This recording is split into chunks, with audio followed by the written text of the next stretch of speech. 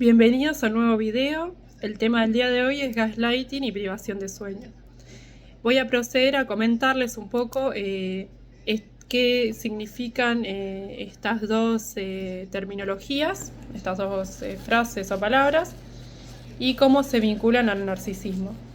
Quiero comentarles que estuve escuchando algunos videos sobre el narcisismo y la palabra que no me salía en mi primer video, o el término quizá, es que el narcisismo es una estructura mental que no tiene cura.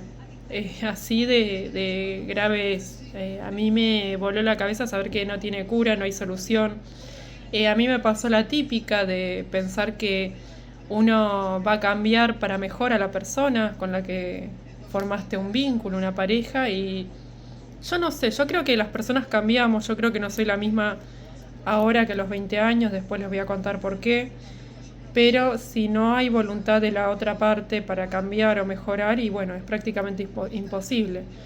¿Y por qué no tiene curas? Bueno, yo creo que va de la mano esto del narcisismo, de tener tanta... En el fondo es inseguridad, pero ellos jamás van a admitir que están equivocados. Entonces, si vos no reconoces un error, no lo vas a reparar y no vas a crecer.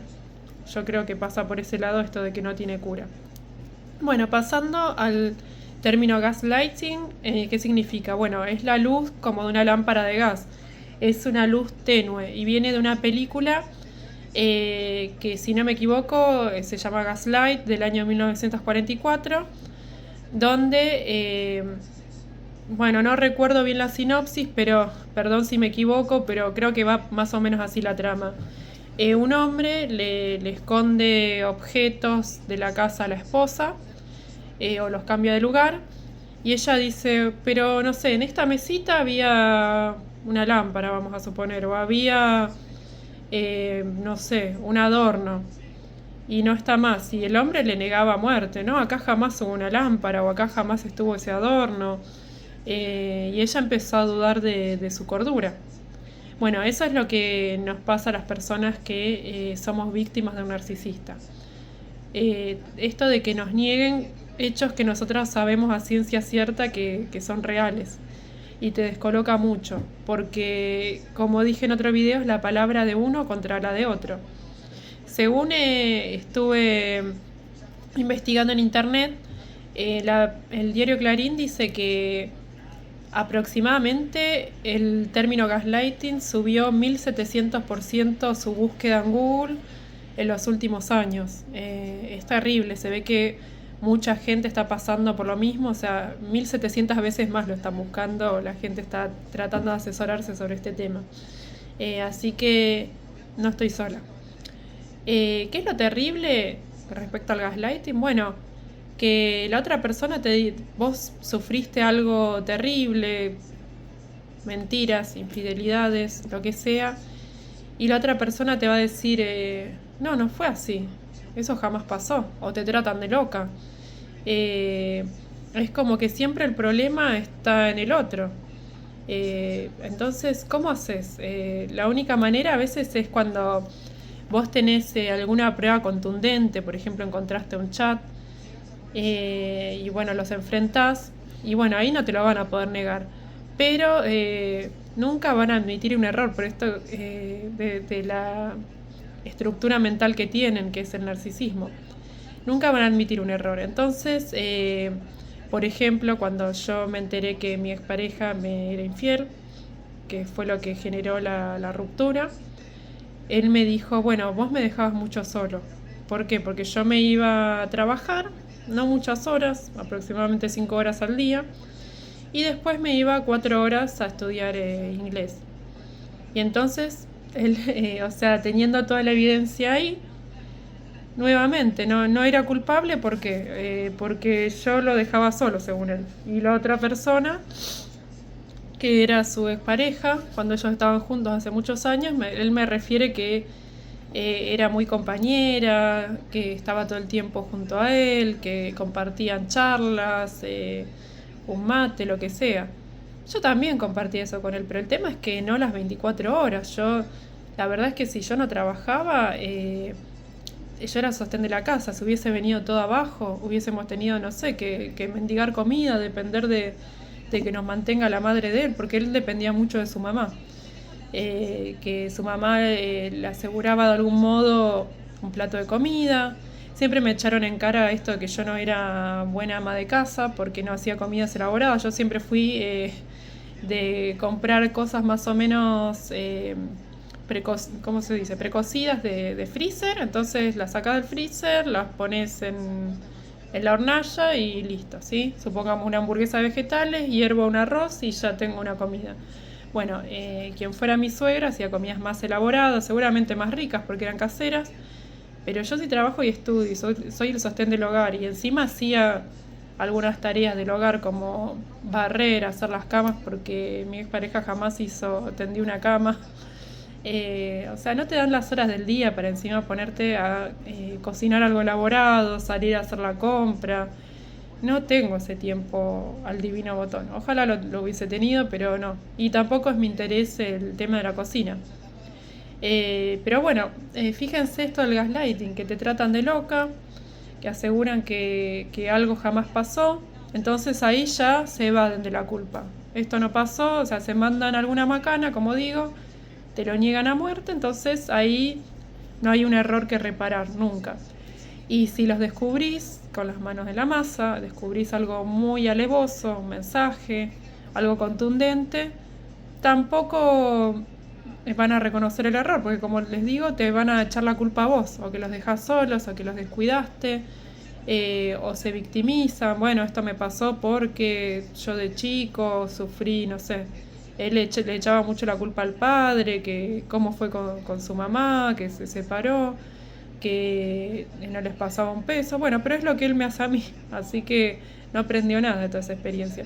Pero a lo que voy es que siempre la culpa está en una tercera persona, nunca asumen una culpa. Yo, como quisiera estar totalmente alejada de esa patología, sí asumo una culpa, que es haber dejado pasar un montón de red flags. Asumo esa culpa. Yo creo que la culpa, o sea, en esta sociedad actual, está como desvalorizada y es necesaria. Cierto sentimiento de culpa para no ser un psicópata. Todos cometemos errores y creo que es sano sentir culpa cuando los cometimos. Yo siento culpa de no haberme ido antes de ese lugar, porque hubiese podido crecer más en mi carrera. Yo estudié el profesorado universitario de comunicación social. Podía haber hecho un año más, que de hecho hice parte de ese año para ser también licenciada. Y por los celos de mi ex pareja, cuando yo tenía que hacer, por ejemplo, un trabajo práctico con compañeros, que siempre podía tocarme algún compañero varón porque yo no tenía amigas, entonces me tocaba con quienes quedaban medio rezagados hacer un trabajo práctico. Y siempre era una historia, y que si no me había encontrado con Periquito, con fulanito, no me había salido a tomar un café, miles de acusaciones. Entonces yo, por cansancio, la verdad que cansancio no de la carrera en sí, sino de las reacciones de mi ex, abandoné la carrera.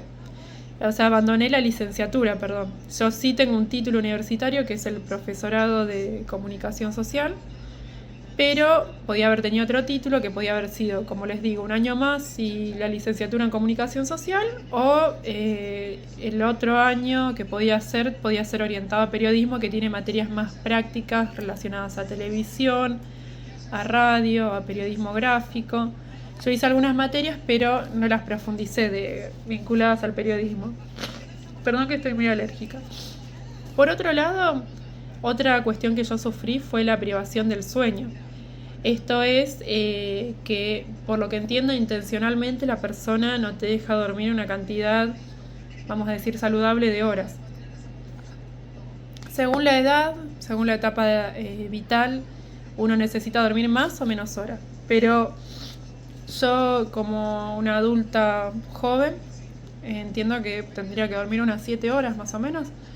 Bueno, mi ex sabía que yo tenía alguna actividad, por ejemplo, hacer práctica docente en mi segunda carrera, donde yo me tenía que levantar a las 6 de la mañana para estar a las 8 de la mañana en una ciudad cercana. Sabiendo esta información, igual mi expareja se quedaba, por ejemplo, con la televisión o con la PlayStation o charlando o haciendo la actividad que sea hasta las 3 de la mañana. Total, él no tenía horarios, se quedaba despierto hasta que las velas no ardan. O me estaba encima y qué sé yo, y yo era la mala, la que era fría, la que no le dedicaba tiempo porque necesitaba dormir porque me tenía que levantar a las 6. Entonces a las 3, ¿qué voy a querer hacer si tendría que estar durmiendo? De hecho estaba muerta de sueño porque quizá el día anterior había estudiado hasta las 10 de la noche, después hasta que llegaba a mi hogar eran, vamos a suponer, las 11, cerca de las 11 de la noche, que me cocino algo, que me baño, que qué sé yo. Estaba detonada, encima levantarme a las 6. ¿Cuántas horas iba a dormir? Muy pocas, pero encima de esas pocas horas también te privan. Y es increíble todas las consecuencias que tiene la falta de sueño en el organismo. Yo no sé si está directamente vinculado a eso, pero a mí me surgió, producto de un gran estrés, una patología que se llama hipertiroidismo, que te genera que vos tengas una suerte como de taquicardia, temblor en las manos, mucho temblor.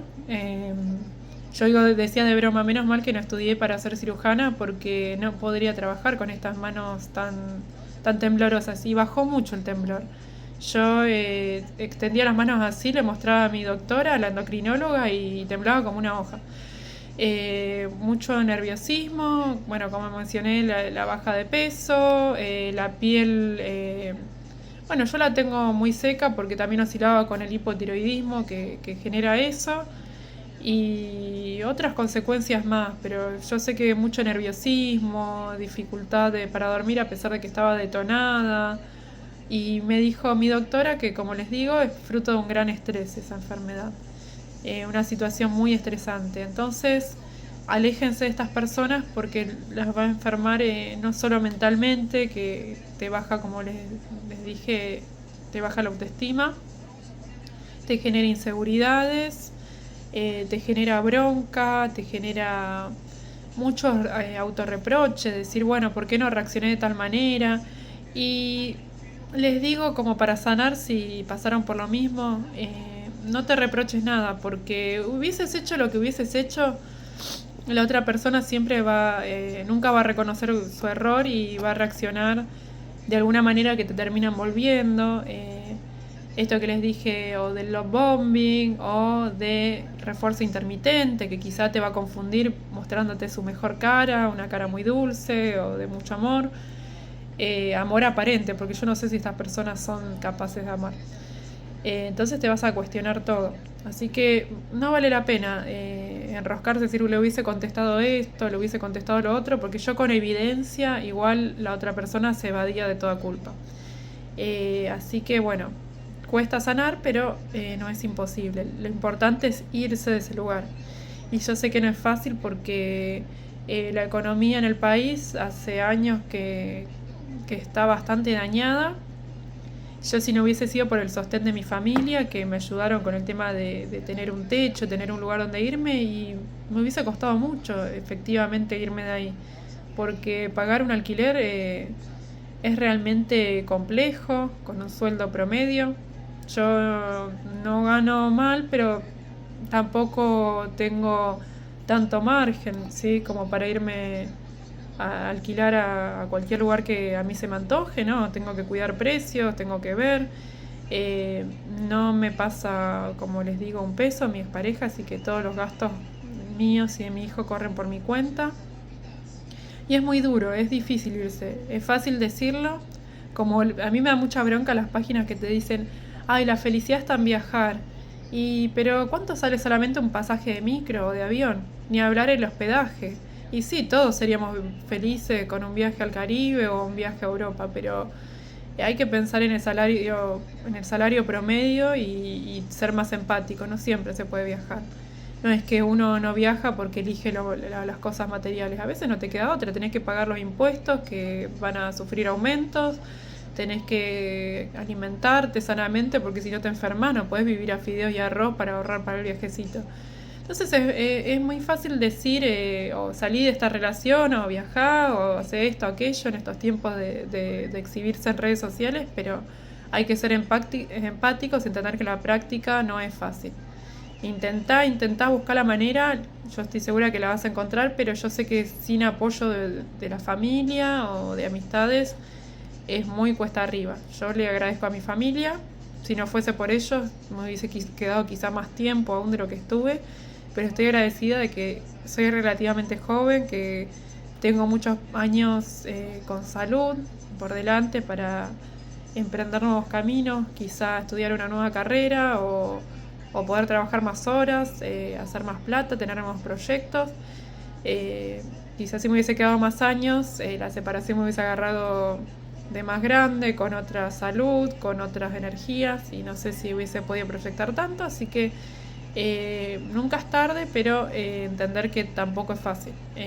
Así que bueno, no te reproches, uno hace lo que puede, desde donde puede, y necesita su tiempo para ver cuál es la gota que derramó el vaso. Yo te digo, tenía que haberme llegado antes, pero fue la infidelidad.